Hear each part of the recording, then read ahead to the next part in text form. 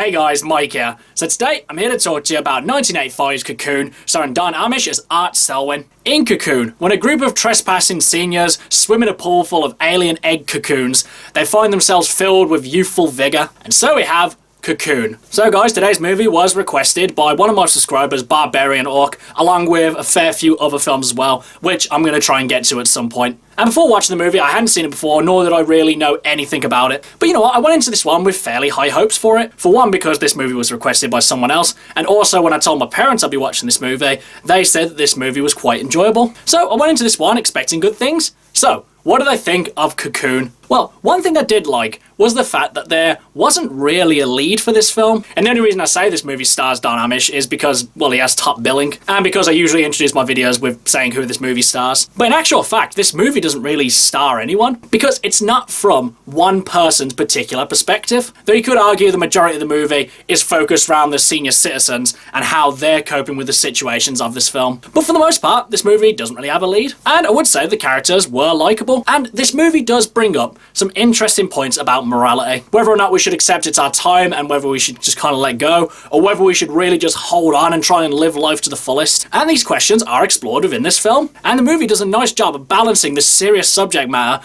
with a nice comedic, light-hearted package. So all in all, it manages to balance a serious subject matter and make it quite light-hearted and fun. And I would say the effects were really good in this as well, especially for the time. Granted, I wouldn't say these effects hold up, today, but still, for their time, they do look pretty good. And they were quite imaginative as well. And as well, I did like the aliens in this movie, because I gotta admit, towards the start, I thought that the aliens were going to turn out to be evil or something. That pretty much everything they were doing throughout the story weren't going to be the best of intentions for humanity. But again, it lends into the light-hearted, optimistic nature of Cocoon. The fact that even towards the end of the film, when things start to go a bit astray, they're still nice, they're still optimistic. And that was definitely a nice breath of fresh air from the usual aliens are evil stories that we're kind of used to nowadays. So again, another thing in the film's favour. But honestly, with all these things working in the movie's favour, the decent performances, the good story, the fact that it's nice and light-hearted, fun and energetic, I just really didn't enjoy this film. And honestly, like I say, there's no one thing that I could point to say, that was bad, this was bad, this is why this movie's bad. Even though I was somewhat invested within the story, I did want to see where it would go, and I did like what I was seeing, I just found that I was just really bored with this movie. And I really felt like it just went on for too long. But again, having said that, there isn't really any scenes that I would particularly cut from this movie.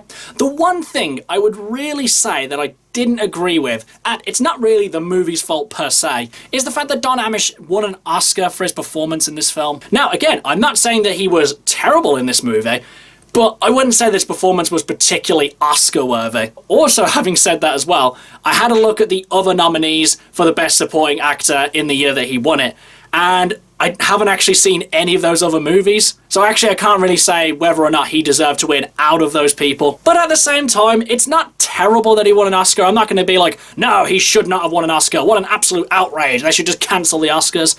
It's just, I personally didn't think that that performance was Oscar-worthy. I don't know what it was. I mean, I've seen films that are similar to this one before, but I just don't know what it was about this one. I just really didn't enjoy it. Overall, guys, despite all the amazing things that this movie has going for it, likeable characters, fun story, interesting concept, and it does ask some interesting questions about life and death, I just really wasn't that into this film. But I wouldn't go so far as to say that this is a terrible movie, because like I've said, it does have some good things going for it. And if someone tells me why they love this movie, I'll be like, yeah, I can totally see why you'd enjoy this film.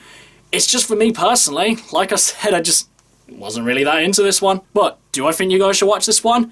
I've kind of got a bit of a mixed answer. If I'm going on my own personal experience with this one, I would say I wouldn't personally recommend it. But also, having said that, I wouldn't say that this movie is bad and you should completely avoid it, because it does have some good things going for it. So basically what I'm saying is, I don't personally recommend it, but at the same time, I'm not saying that you should just completely disregard this movie and never watch it. So honestly, make of that what you will. But at the end of the day, despite everything, I'm still glad that this movie was recommended to me and that I watched it. Okay guys, that's my review of Cocoon. Do you love it? Do you hate it? What do you think I should watch next? Whatever it is, drop it in the comments below. Until next time, I've been Michael.